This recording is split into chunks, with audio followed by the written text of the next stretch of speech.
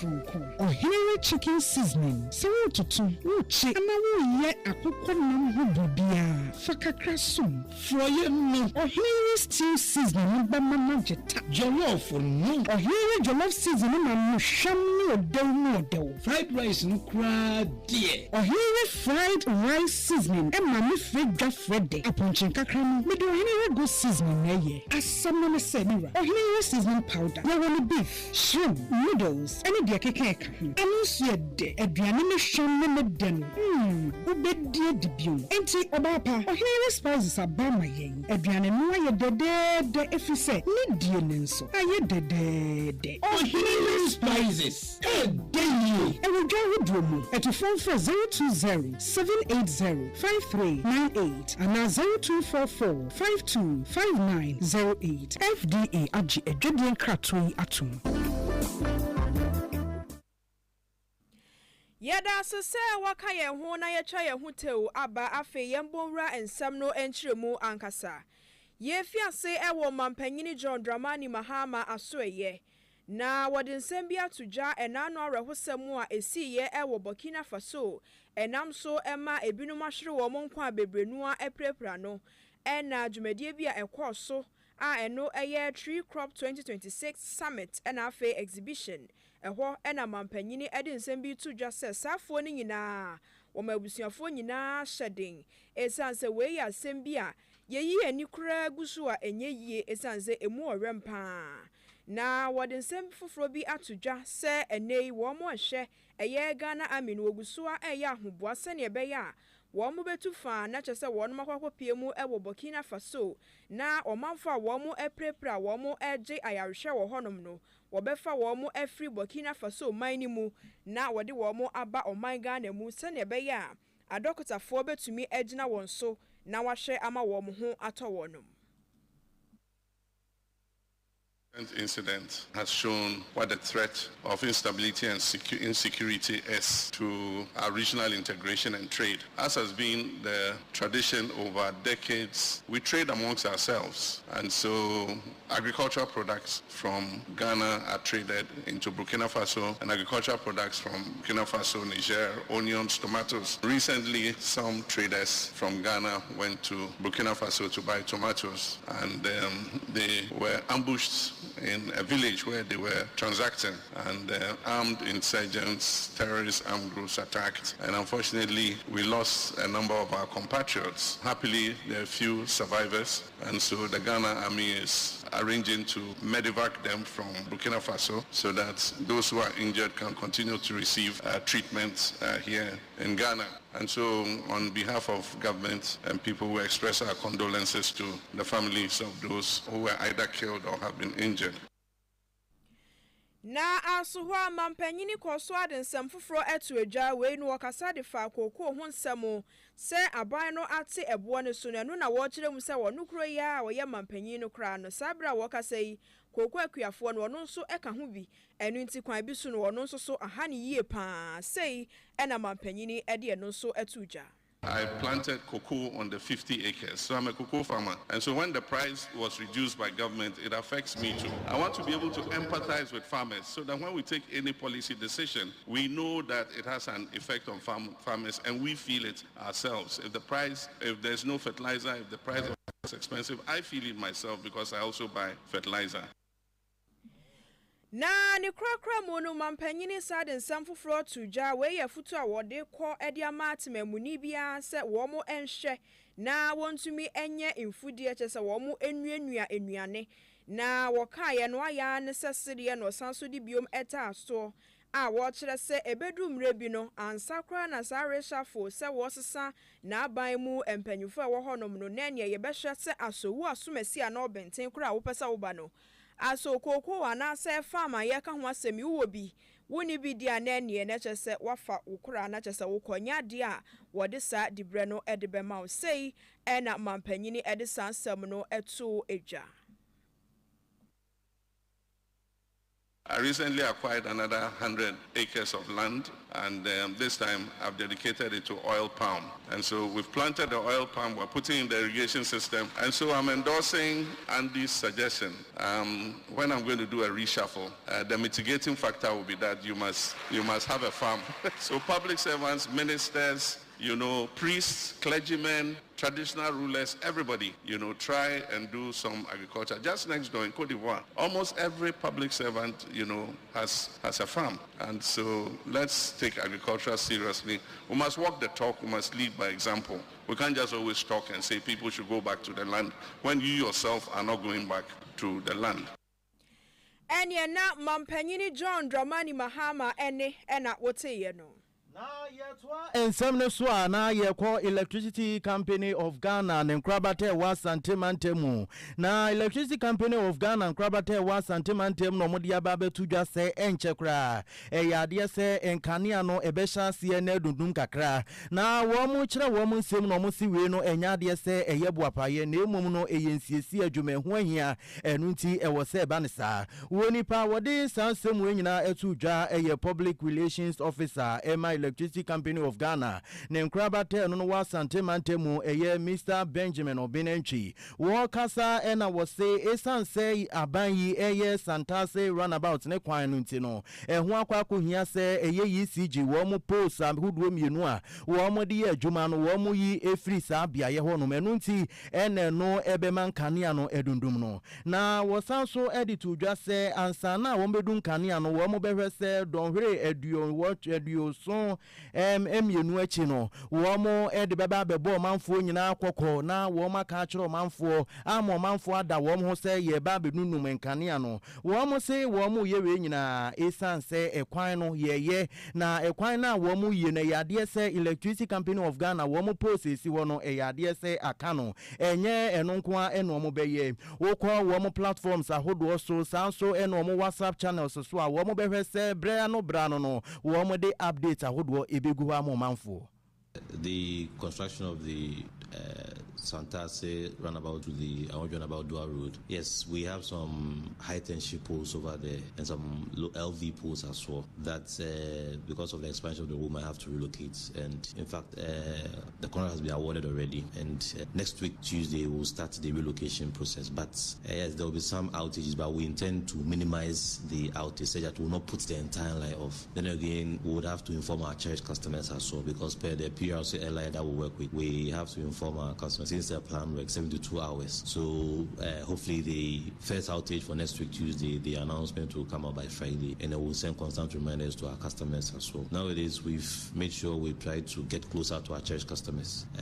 Aside the social media ones that we do, when you go to we have the ECG WhatsApp channel. So with the WhatsApp channel, you see all the outages. So we'll post it there. So if you're on WhatsApp, you can just go and search the ECG at your channel location. You see the ECG WhatsApp channel. Once you follow it, you get all the updates. In fact, even on the ECG Power app, we send those announcements there as well, so that at least once you have it on your phone, you'll see it. Because sometimes maybe someone will say, we didn't hear it on the radio station, we didn't see it in the dailies. But once you have it on your mobile phone, you see. And ye public relations officer Edema ECG Amanyuko no Nenkrabate was Santimantem ha Mr. Benjamin Obinenchi. Ye free sansem ni mu ne apem so e de akwaye ni mu ye call Food and Drugs Authority for akache. Na wo mo de nsem bi ato omanfo animu wo mo nsem a wo de atoja efa na nsem mu honom eye videos bi a ekoso e wa ba fontentan no so. Na sa video ni mu behu se omanfo kwabnane wo de beans na chese cement ye ne wo de gusu wa aya ne se wo de kora. Na eno ena FDA for ede eye nsem bi nkrata bi aba monten so a wo mo kire se sa ne ye no anasa sa suban no wo manfo enhwe se wo mo ensua esan se enei no wobehwe na aba fontentan ne o ma ekoso wo ho no mo obi nhye dante ase enso so esan se wo hunti na ene ono so eba betu so anamon wo kire se sa ne ye anasa sa suban no wo hwe FDA mu a wo mo hyehyɛ ya wo mo aye no ene saa anamontuo no ene ne nkɔ wɔ kwan bia so enu ntie hu hia se Ghana ni bia beka se ene asise no wo mo de emra foforo abante ene me nso so mekoto beans a me de cement kakra be propro so wo sesa no ensem fata na wasan so de afutu akɔ de ama wo no mu a eton enuane wɔn a ɛyɛ aduane ho adwuma sɛ ɛbra no wɔn ɛnhwɛ sɛ wɔbɛtumi akora aduane no ho empo atade ɛhyɛ wo deɛ wode ahyɛ wɔn nsa sɛ wɔbɛhohoro wɔn nsa ne nyinaa wɔn ɛnhwɛ na ne korakora mu no wɔde afutuo akɔ de amatema mu ni bia sɛ kwakɔba ne sɛ obi tɔn aduane anaa wohu ɛniya anaa sɛ nsɛnhyerɛni bi ɛda adi sɛ nipa asomasi anaa wɔbɛnti wonya sementi bi a wɔde kakra bɛfra na ɛne ɛhyɛ sɛ wɔma wo na yɛ ntiatia ɛwɔ apolisifoɔ akakye anampo FDA foɔ aso ɛyɛ na watumi ɛde nipa korɔ no agyina mmra anim ti wei yɛ nsɛm a efi Food and Drugs Authority. Na yɛtoa kaseɛbɔ ne so a na yɛkɔ Narcotic Control Board wɔ ma soɛyɛ na Narcotic Control Board ɛyɛ asoɛyɛ baako a ɛno no ɛhyɛ Ministry of Interior naseɛ na wɔn dwumadi a wɔn die nyinaa ne sɛ wɔn bɛboa na wɔn asi enubɔne a ɛmfa mmara kwan soɔ ho sɛnea ɛbɛyɛ a ɛma wɔn yi mu na ɛno ɛnɛnɛ Deputy Head ɛma Narcotic Control Board no ne nkrabata ɛwɔ Asante Mantemu ɛyɛ Mr. Charles Canel wɔne ɛyɛ Pent Radio Yamani Boni eye Gosen Kepita twetwe nkomo na wodi tudwa se enuboni a yemebuno a wo mo wo mayimu eye na wo matu aguso no ha adwene yie pa esan se eye ade se enuboni a no den no ekum yemebuno no na ese yemebuno ne da chen wo kasa na wo kirem se enuboni ahodo etese kokin afi marijuana yefre ni se wi no na tramadol no eye ade se yemebuno no wo mo botaye ne wo mani so ade hunu no ase ni nyina and drugs in general. The dangers of drugs is uncountable. But first of all, let me group them. We have the economic dangers. It put financial burden on the consumer, and it can go to the extent of affecting the family and the extended family. So economically, it destroys the economic fiber of the individual and the family. Then we can also go to your personal health. It can destroy your health to the extent of killing you, because most of the drugs in the system, the tramadol, the red, the cocaine, and the heroin, methamphetamine, and the rest, they are highly addictive. When we say they are highly addictive, you take it one or two, somebody can even take it once and you become addicted. When you're addicted, it takes your body in such a way that if you get up and you don't consume it, you can't do anything. And immediately you are addicted to it, the drug has taken your system. And immediately you take your system, it's just a matter of time, depending on your DNA. At times, some it give you madness and all sort of things. So physically, it destroy you. And if it destroy you, it terminates your ambition. It affects your ambition. Every you have an ambition. When they give birth to you, you are going to school, you have ambition to become somebody. And immediately drug come to your life, kill family dreams. Family, as I was saying, now family give birth to children by choice. I want two, and I want a boy and a girl. You get them, and your aim is that you become a lawyer, you become a doctor. And already they become drug addicts. So they have ended the individual ambition, and they have also ended the family ambition. And as a state, now that they are destroying themselves, tomorrow, if you succeed to become a country, an industrialized country, where are the people to work with? So I don't know, it will die, and the animal life die. So Ghana as a country, our future, we are watching our future going away. So that is another aspect for the country. Any ye Deputy Head, Narcotic Control Board, and Krabate was Asante Mantemu, Urua Charles Canel. Now, we are pe education officer, our no Narcotic Control Board, Era Aduomi Ponsa. One also Edia de dear to a wolf in him, same pimpino, woman, and who here woman and chen woman Juma. Now, Finson say woman frano, woman co school, not a woman cocodawa, a brano, woman who saw besra mofrano abatetie se de tropon kan ose maye achedi a yankopon edi adom ye enti so wofo awaifo tenase ne se yankopon ehu omobo no de sa achade we echewa ye se aya kwanya yankopon de na achedi amawe ese wo so se yankopon ho nyansa ne nimdi abetimi de ayede akra ana ahweso yi enne se de wiase kɔ no bone na atia atese ewo sukuu mu pontemu no etwase awofo no yebo ye homo na afie abatetie mu se ye nidi ye mechi no ye hyemu kina awofo no niema ayenye a entia mu ye ma bebrebe no akotena ghettos afifie enum no bone ni tichu ni se awofo no se ye padwuma ye pa adwuma ye de eye esan se adwuma ye mu na di sika be de ebebe fie nyenye bi nso aye de ahwe mofan ni mom se ye dani ye ho odi nyina ade koye adwuma pesika ni ye be fie nkofo ye di sika na be hwe wo mo no na se omo so afifie etiti ghettos sa me feel say dwuma na ye koye no fa so bi anye de eni so afa school mu si eja ye ba kwa me yakọ school no bo a education onya toto ne ma no say oh onya free education asa ofo bo won si school mu ho that is an ba na wie school ye be sha ofo say sa so no so enti yenya bre ni bi na ba bia ye ma no ko school no so yenko sra wo Any ayeti education officer wo na quality control board nenkrabate wa santemantemu eye Ewurajo Amponsa. Kwa Minister Edema Trade, Agribusiness and Industry Mame Elizabeth Ofosu Ejare. One Minister Edema Tourism, Culture and Creative Arts Woma Kawantuma Abomu.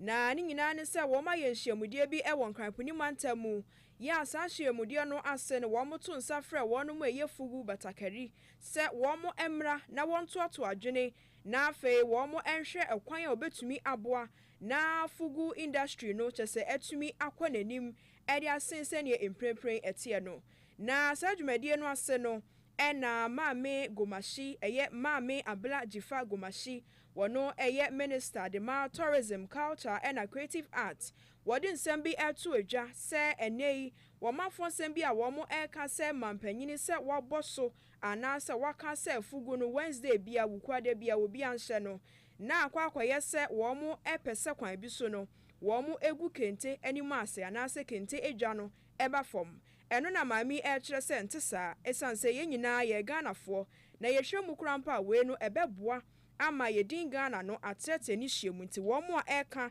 se womo egu kente eja no enye sakora enetie.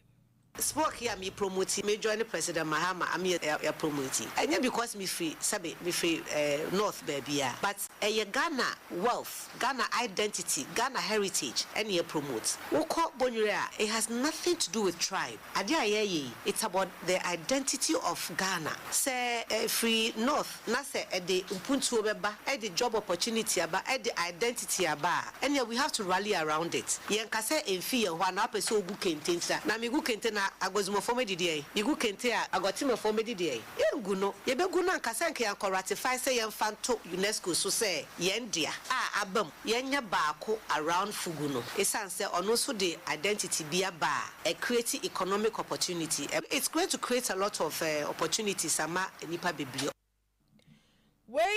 Minister Edema Tourism, Culture and Creative Arts Mame Abla Jifa Gomashi. Na eno honom ena womanfo a wonum fugu no womo etu wonsa efre wom no dwumadie nase ena womo so de womo haw kakra womo ewo to mpanyufo anim na wo kire se eni nioma hodo bi te se thread ena afi cotton ene nioma hodo a womo ede fugu no ana emre bebre no ho asem na kwakwa tare nti we di obesere mpanyufo se womo mfasika enhyemu na afi womo emwa womo ewo sa kwan no so.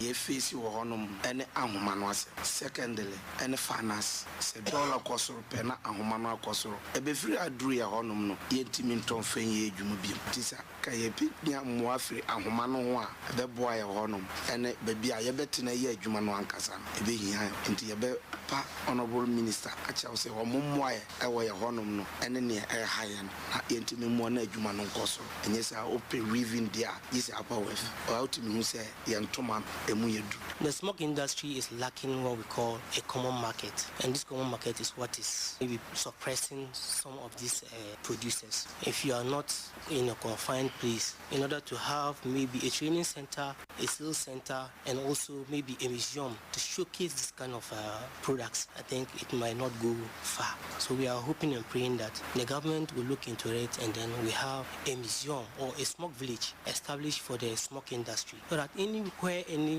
place in the world, if you need a smoke, you know where to get it from. Your manfo a wonum eboa na chese wotumi fugu anase batakari. Na ni kwakra mu no na Mame Elizabeth Ofosu Ejare wono swafo a wo hye enwuma so wono so eka se bi kire se mpanyufo nsam a wode ato omanim nyina no wo mate na sopam emom wo behwe na chese watumi etuso anamon na sika esefata se wo monsaka no watumi ahwe de humu aye papa abre wonum. Seira Mahama Koyama ene fugu atese as a ministry no e was ye adwuma na make sure say ya boa omonso so omoye fugu no na omatumi amana ya available on the market. If say you can promote it all you want, say ni ho a obi nhye fugu na ye hu. Say hu say kasa mo kan nyina adodo na kosi trade ne so. Enti yenso so ministry I trade so e be hwe kwan papa e be fa so a cotton trade no e be san back to the market na etimi provide authentic thing. Ye maka for sika ho amuhia mo de be ye adwuma market amobetenem weaving centers amobetenem me coordinate ministries ni kama na mama mu wa papa. Onipa wote ne nkan eye Mame Elizabeth Ofosu Ejare wo ye minister edema trade agribusiness and afe industry.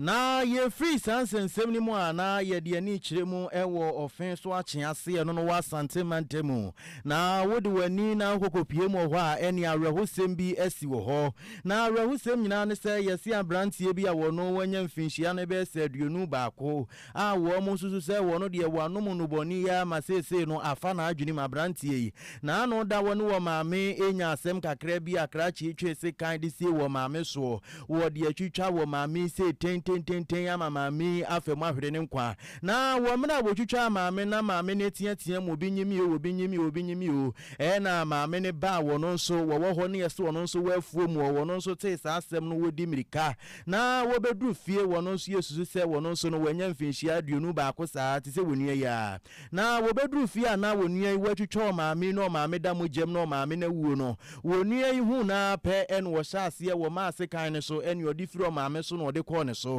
na wo mena ode kɔ ne so a wo twitwa wonua ye frɛ ne se kofi eni ye wotwa no na we nso atwa wotwa na we ye twa wotwa na we ye twa ekɔ wi ache na kyese enuafo ni mienu nyina wo mu nyina afemu ato anananom wonsie do enu nti sese no kokopie so ewo offense ache ase ya de se wo mu maame no wo no afiri mu saa so ena ne ba wo no so anya mfinhia aduonu baako a wokun maame no wo no so sese aye ka se wo afiri mu wonua panyin no nso beto so na wo ne wonua ne dibo mu no wo no so ya de se wo no so afiri mu na nka ye hwe senke be frɛ ya ma ne bɔfo eye Daniel ofe na nka odi asem yi mu nkyiremu abrɛ ye na so no ya bo so na homa ni bia enya de se ekɔ ye nya na wo be ma ye nsɛm ni mu nkyiremu ye kwakwa wie kase no kra ewo ensem foforo emu a we ye nwumtuni a wagidi ye pa eye Mame Diana Hamilton na ensemtroni a wo Pent Radio eye Godson K Peter wo bopini no ene ne twetwe enkomo na wo omunkomodie mu ena wode to emabunu ni titiri wo mu a afi enwumto ase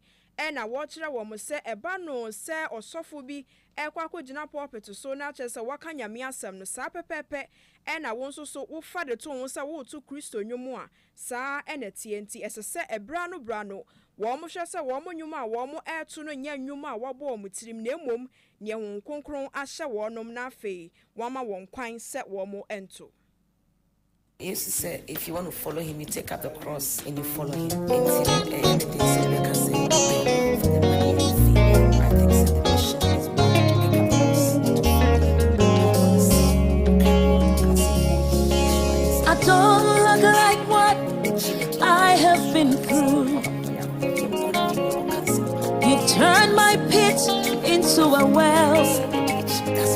So the essence of my praise is centered on your grace. Adum, Wadum. I've been through a lot, but grace sustained me. My test is now a testimony. So the essence of my praise is centered on your grace. Adum, Wadum. It was you, my lawyer in that courtroom. The futu a wode ema anyomtofo se wo mo enhwe na wa masika eni wo mo anim kane na ne krokra mu no wo kasa de fa ne dwumadi a eye na wotua etwa mu kwasi ade ya wo ye ewo enkramponi mantamu eno sanso di biom epi so se nyame ya adomu a eye kwasi ade nso so wo behia ewo bantema enti wo to nsa afro manfo nyina se wo mo enfo wo ho endombi. awake experience na no kwasiada nyame ye wo ICGC Christ Temple no ebradwe ne ntiase so na ye nyame di say kwasiada ebe e wo Church of Pentecost ampaya ebedwa nyame ni onyam. When we finished, the chairman of Church of Pentecost was there and he sent a message. He said that was an electrifying atmosphere, and we share Rade because that's what I prayed to him for. Say he should let there be a very tangible presence, and we saw that, we felt it. Na kwasiada ebe so nyame be ye e wo Bantama Church of Pentecost into bibi amra no num na dwumadi na hyase enye se no nu na obedru no nine no wadru ho na no num yetumi ahyase se be obenya ba bia tena tina mekasa ayetententi brantem na ne ye no enhye nyame die no nyam star 725*8080 hash. It was here for me Pent Radio 100.1 megahertz. I had Yesu Nkwa ampa onipa wote neni eye Mame Dinah Hamilton. Ena brebe me kwan ama ene nwumre no numne fa kase bo ayesemfo tena ase so na so de ma ye no ye de ni nyina ebesie ene nwumre no numne fa kase bo aye de be so mo de di mu akotene ebi enese Mampanyini John Dramani Mahama kyerɛ sɛ wɔn mu a ɛprɛprɛ wogusua ɛwɔ Burkina Faso no wɔn mo hye sɛ wɔbɛtumi ɛde wɔn mu nyinaa abɔ ɔman Ghana mu na mmom wɔn ababɛgye ayarehyɛ. Na deputy head Emma na court control board ne nkrabate wa santemantim no dia to dwa sɛ empempi no enubɔne ahodoɔ a wɔn yi mu mabunatu aguso no ɛyɛ adeɛ sɛ ha adwene yi pa. Ene nyumei ensem wei ene nsem ahodoɔ pii ena wote no wɔyɛ nkase boy mu na ye kai we sɛ enyumekuo bi adama no mo so yasene enyumekuo a wo mo boy chidom no ye de aseda no ema wo hene spices ohene spices ye sɛ da bia me bo ho de wuro kyerɛ wo ani me sɛ wo ba wo ye aduane wo pɛ sɛ wo aduane no ye di ne yete no wo ye se ase ye di ne ye boy ye ntɛkyerɛ maso a ene na me kamfo wo hene spices ene de ama wo we no eye natural enu nti no wudi no enya de sɛ kwakofa kidney problem bia edi abre woni padua no ensan so nkwafa yale bia amfa mre wo enu nti se wo ye aduane na so pese wo aduane no eye aduane padea ene na me kamfo wo hene spices ene de ama wo flavors no wo maako nwotwe enu nti wukodwa so a betimi akwa akwaje wo de stores mo san so ena wo mo ye bodwa nyina wo kɔ ho a wo benya bia to me kamfo wo hene spices ede ama no na medem no ndari mo kenen so e ka ho nti wukodwa so a wo to wo hene spices no na wo to no ndari powdered milk no so edi aka ho ena nwumre enyumekuo we adama no mo so yasene eme de kasebo ibe so mo wo semufo na na maboama eno wotena se wo so ne kasebo so ede ma ye sanso ena Gosen Peter wono so bo ye chidom ewo newsroom eye brother Justice na dama ena hu ya ba efo ntenten fidie ne so nti aseda nkoma no ena nwumre akenkanfo amote yenka eyemme kwabena Osu Aduomi ena afi Efia Fosuhemaa yada se mamu nyina mo anitia ya henewa.